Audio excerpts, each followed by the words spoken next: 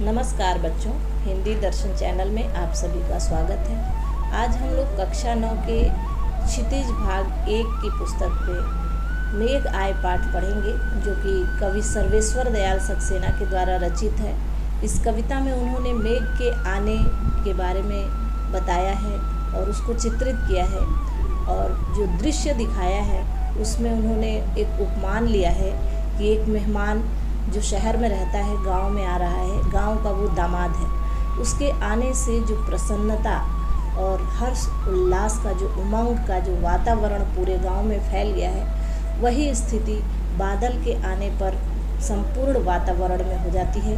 यही दर्शाया है कवि ने इस कविता में। तो चलिए पढ़ते हैं ये कविता। मेघ आए। मेघ आए बड़े बन ठन के सवर के, आगे आगे नाचती गाती बयार चली, दरवाजे खिड़कियां खुलने लगी गली गली। पाहुन ज्यों आए हों गांव में शहर के, मेघ आए बड़े बन ठन के संवर के। कवि कहते हैं कि मेघ बड़े बन ठन के सज संवर के आ रहे हैं। बन ठन के सज संवर के आने का मतलब विभिन्न आकृतियों में आ रहे हैं, तरह तरह के आकार बना करके आ रहे हैं और कई रंगों के हैं, जैसे कि भूरे हैं, सफ़ेद हैं और काले बादल हैं। इस तरह से विभिन्न रंग के और विभिन्न आकृतियों के जो बादल आ रहे हैं, कवि ने कहा है कि ये बन ठन के सज संवर के आ रहे हैं। कैसे? जैसे कि एक दामाद अपने ससुराल जाता हो, तो बादल का ससुराल कवि ने कहा है कि आकाश है, और वो अपने आकाश में इस तरह से आ रहा है जैसे कि एक दामाद सज संवर के अपने ससुराल जा रहा हो। कहते हैं आगे आगे नाचती गाती बयार चली, और दूल्हे के दामाद के आगे कौन चल रहा है? कुछ लोग हैं, अगवानी करने चल रहे हैं, जो नाचते गाते प्रसन्न भाव से आगे बढ़ रहे हैं। जिस तरह से बादल के आने से पूर्व हवाएं चलती हैं, बहुत तेज़ हवा चलेगी, बहुत उसके बाद बादल आते हैं बारिश को लेकर के। तो वो हवाओं को कवि ने उन हवाओं को ऐसे चित्रित किया है कि जो लोग अगवानी करते हैं, आगे आगे नाचते गाते चलते हैं मेहमान के, उसी तरीके से इसको चित्रित किया है कवि ने। और दरवाजे खिड़कियां खुलने लगी गली गली। दामाद जब आता है गांव में, शहर का वो व्यक्ति है, और जब गांव में आता है तो गांव के लोग खिड़की दरवाजे खोल करके देखते हैं उसको, बड़े उत्साहित होकर के कि शहर से आया है ये दामाद, शहर का व्यक्ति है, देखें तो कैसा है। तो ये उत्सुकता होती है सबके अंदर। उसी उत्सुकतावश सभी अपने दरवाजे खिड़कियां खोल के झांकने लगते हैं, देखने लगते हैं उसको। और प्रकृति में क्या हो रहा है? प्रकृति में जैसे बादल आते हैं, हवाएं चलती हैं, तो सारे दरवाजे खिड़कियां हवा के वेग से, हवा के प्रवाह से दरवाजे खिड़कियां खुलने लगती हैं। तो ये जो साम्य दिखाया है कवि ने कि जैसे वातावरण में हो रहा है, वैसे ही दूल्हे के दामाद के आने पर गांव में होता है। पाहुन ज्यों आए हों गांव में शहर के। पाहुन यानी दामाद। पाहुन कहते हैं, ये आंचलिक शब्द है। पाहुन कहते हैं दामाद को। दामाद सबसे प्रिय होता है, संबंधी माना गया है, सबसे प्रिय संबंधी, तो उसका बहुत आदर सत्कार होता है ससुराल में। तो वो आए हों अपने ससुराल में, ऐसा लगता है, जान पड़ता है कि पाहुन आए हैं अपने ससुराल में। कवि ने इन बादलों को कहा है। तो पाहुन ज्यों आए हों में उत्प्रेक्षा अलंकार है यहाँ पर। और कहते हैं मेघ आए बड़े बन ठन के सवर के। मेघ बड़े बन ठन के सज संवर के चले आ रहे हैं आकाश में, जैसे लगता है कि कोई दामाद अपने ससुराल आ रहा हो। आगे कहते हैं कवि, पेड़ झुक झांकने लगे गर्दन उचकाए, आंधी चली धूल भागी घाघरा उठाए, बांकी चितवन उठा नदी ठिठकी घूंघट सरके, मेघ आए बड़े बन ठन के संवर के। कहते हैं पेड़ झुक झांकने लगे।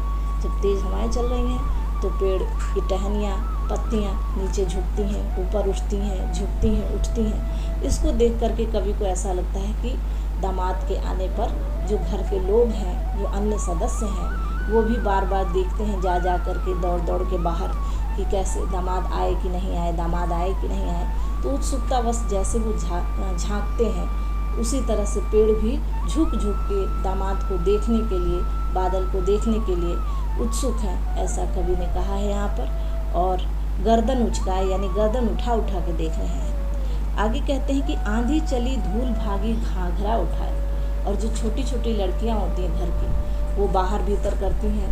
महिलाएं तो घर के अंदर हैं, पुरुष घर के बाहर हैं, लेकिन जो छोटी लड़कियां घर की होती हैं वो अंदर भी आती हैं, बाहर भी जाती हैं और सारी सूचनाएं जो बाहर की हैं वो जाके घर वालों को बताती हैं। ये काम करती हैं छोटी लड़कियां। लहंगा पहनी हुई है, घाघरा, और दौड़ रही हैं इधर से उधर। प्रसन्नता का भाव उनके अंदर भी है कि दामाद आने वाले हैं घर में, तो वो भी बहुत प्रसन्न होकर के इधर उधर दौड़ रही हैं। लहंगा उठा उठा के अपने चलती हैं कि कहीं गिर न जाए। तो कवि ने चित्रित किया है कि आंधी जो है चल रही है और धूल उड़ रही है। इस तरह से लगता है जैसे कि घर की छोटी छोटी लड़कियां घाघरा उठाए इधर उधर दौड़ रही हैं। आने की सूचना घर वालों को देती हैं कि दामाद यहाँ तक आ चुके हैं और अब आने ही वाले हैं। आगे कहते हैं, बाकी चितवन उठा नदी ठिठकी घूंघट सर के। और जो नदियाँ हैं, नदी को महिलाओं की तरह बताया है कवि ने कि जो नदी है वो भी बाकी चितवन से, तिरछी नेत्रों से, तिरछी निगाहों, सामने से नहीं देखते हैं, तिरछी नेत्रों से देख रही हैं दामाद को कि कहाँ तक दामाद आए।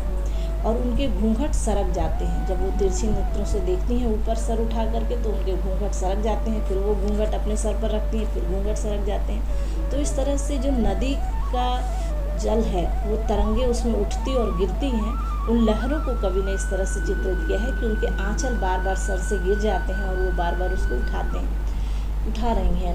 नदी का जो जल है उसको उठाती और गिराती रहती है। तो इसको देख करके, नदी के तरंगों को देख करके कवि ने उसमें मानवीकरण कर दिया कि ऐसा लगता है कि ये महिलाएं हैं जो मेहमान को देख करके बाकी चितवन से, तिरछी नेत्रों से देख करके जा रही हैं और उनके घूंघट बार बार सरक रहे हैं। आगे कहते हैं कवि, मेघ आए बड़े बन ठन के संवर के। मेघ बहुत ही बन ठन के सज संवर के चल रहे हैं। ऐसा लगता है कि वो ससुराल जा रहे हैं। जैसे दामाद अपने ससुराल जाता है वैसे ही बादल सज संवर के आकाश मार्ग में आ रहे हैं।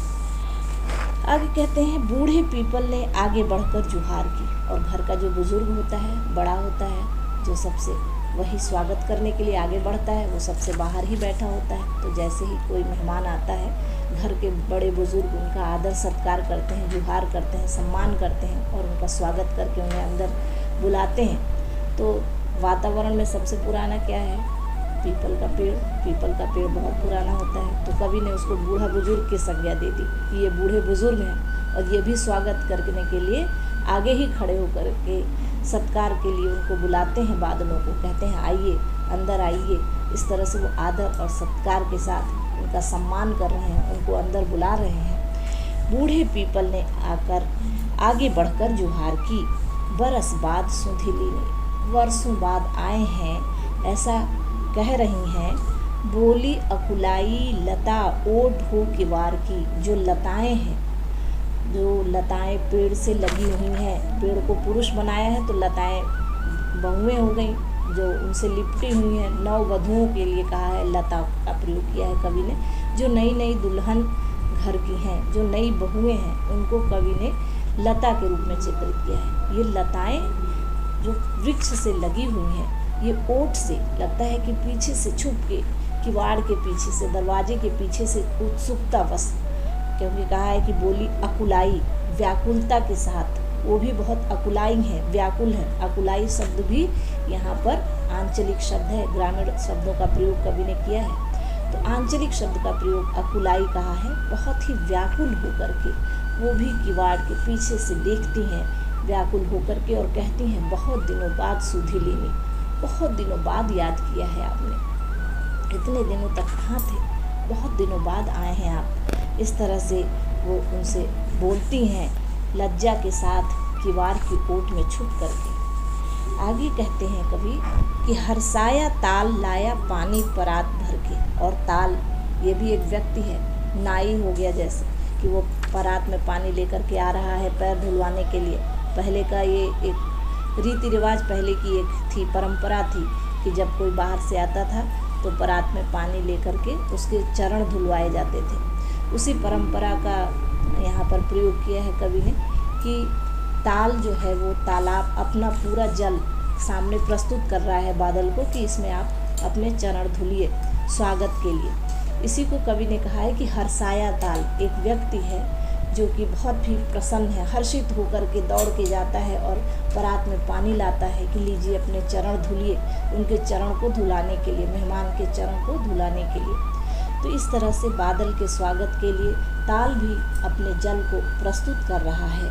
परात में पैर धुलाने के लिए जैसे पानी लाया जाता है मेहमानों के लिए, ठीक उसी तरह से ताल अपने आप को, अपने जल को बादल के लिए समर्पित करता है। मेघ आए बड़े बन ठन के सवर के, कवि ने कहा कि मेघ आए बड़े बन ठन के, सज सवर के मेघ चल रहे हैं, विभिन्न रंगों के, विभिन्न आकृतियों के बना के, अलग अलग आकृति बना करके बादल धीरे धीरे आकाश मार्ग में आ रहे हैं, आगे बढ़ रहे हैं। कवि आगे कहते हैं, क्षितिज अटारी गहराई दामिनी दमकी, दामिनी बिजली जो आकाश में चमकती है, दामिनी दमकी, द के प्रयोग से यहाँ अनुप्रास अलंकार भी है, दमकने लगी, चमकने लगी, जो बिजली है आकाश की, उसको कवि ने कहा है कि वही बेटी है जिसके पति ये दामाद हैं जो आ रहे हैं। तो ये पति जिसकी पत्नी घर में है, बिटिया जो घर में है, जिसका विवाह उस पति से हुआ है, उस बादल से हुआ है, उसको चित्रित किया, इन दोनों को पति पत्नी के रूप में कवि ने बताया है। तो ये भी प्रसन्न हो गई कि हमारे पति आ गए हैं। क्षितिज अटारी पर है वो आकाश में क्षितिज पर बादल है, क्षितिज पर बिजली भी चमकती है। और क्षितिज को कवि ने यहाँ पर अट्टालिका, अटारी यानी अट्टालिका, तद्भव शब्द है ये, अट्टालिका, अट्टालिका यानी छत पर बिजली चमक रही है, वो भी चमक उठी, अचानक प्रसन्नता से भर गई, प्रसन्नता का भाव उसके चेहरे पर तुरंत दिखाई देने लगा, चमक उठा उसका चेहरा अचानक से, जैसे उसे ये पता चला कि उसके पति आ रहे हैं उससे मिलने के लिए। क्षमा करो गांठ खुल गई अब भ्रम की, और कहती है कि क्षमा कीजिए मेरे भ्रम की जो गांठ है, जब दोनों मिलते हैं तो बातचीत करते हैं बादल और बिजली, कि क्षमा कीजिए मेरे भ्रम की गांठ खुल गई, क्योंकि बिजली ने ये समझ रखा था कि अब ये बादल नहीं आएंगे, उसके पति अब आएंगे नहीं, तो ये भ्रम उसके मन में बैठ गया था।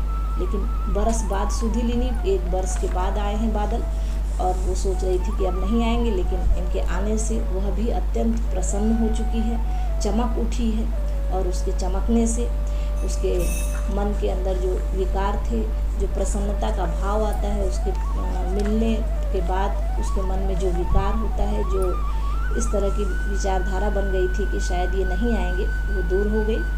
क्षमा करो गांठ खुल गई अब भरम की, कहती है बादल से कि क्षमा करिए, मुझे माफ़ कीजिए, मेरे मन में जो भ्रम था वो दूर हो गया है।